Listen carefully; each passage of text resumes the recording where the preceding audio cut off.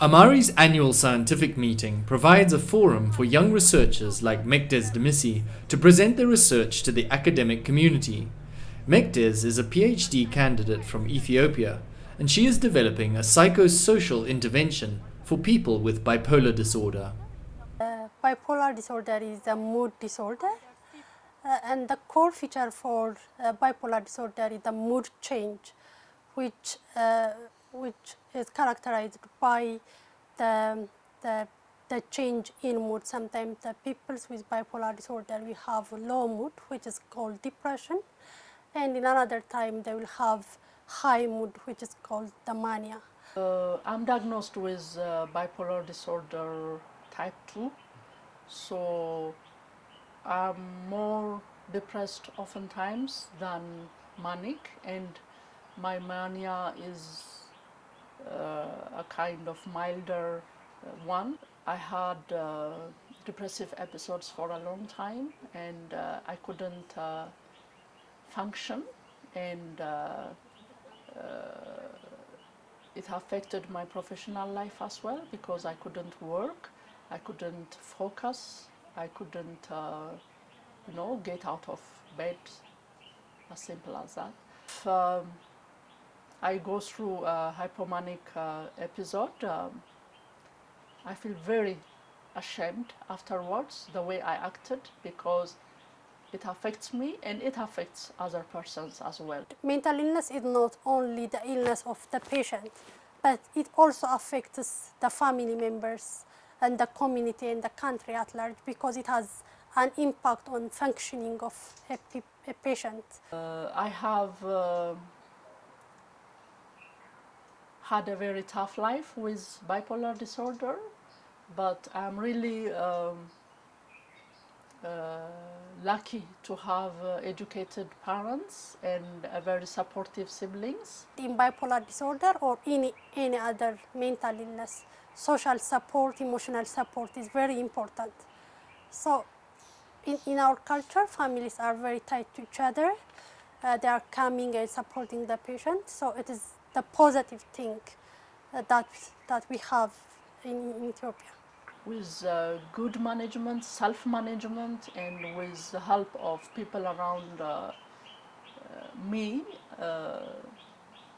I've managed to live with it successfully. I was working in the clinic, so I got a chance to see those patients with bipolar disorder. They were coming frequently with different social problems, with relapse.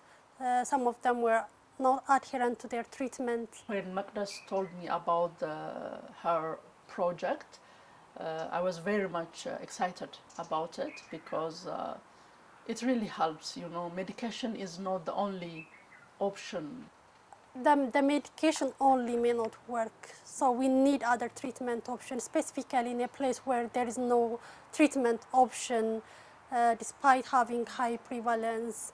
So that motivates me to work on bipolar disorder.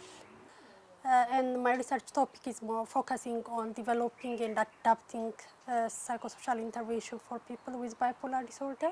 It's very difficult in countries like Ethiopia to have bipolar disorder. So we have a very strong stigma and discrimination against people with mental disorders.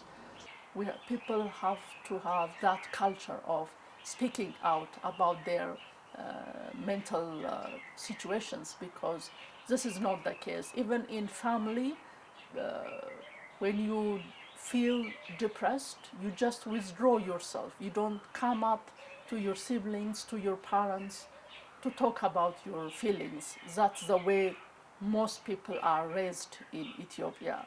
Open discussions are not there because it's felt like a weakness to come out and say, I'm not feeling good today, I'm feeling bad today, I failed to do this and I feel bad. You don't do such things. So just to give you a highlight on my background, I live with bipolar disorder since over 20 years now. So, but it's only some years back that I have started speaking out about it because of the stigma and the discrimination in Ethiopia.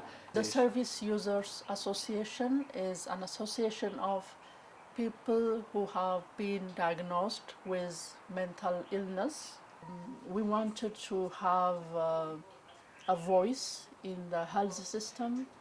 It would be great if researchers seek genuinely the perspective of users in commenting the research outputs. If we want to involve service users, we have to mean it.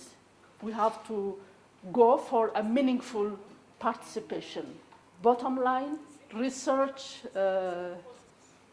should not be something done to us or something done for us. To some extent, that's true, but most importantly, research on mental health should be something done with us. We are developing the intervention to improve the outcome among the patients with bipolar disorder. So it's good to involve them to get an input from them. They have both the lived experience and the knowledge. So getting input from them is most important to make it really feasible and acceptable by the patient. We are the end users of the services. So by giving information on our lived experience to professionals, to others, we are best placed to know if a service is working well, what is missing, what should be added. At each layer, the bias, the stigma, the discrimination comes in. You know, it's not really at a person level. So one of our Service Users Association aim is to fight these biases and these misconceptions at each level, at micro level, at meso level, at the macro level as well. It makes us more effective and productive. That's why we plan to work with the service users and community leaders. Service users are experts by experience, so their opinion should be well respected, purposefully sought, and meaningfully engaged in the research process. Thank you.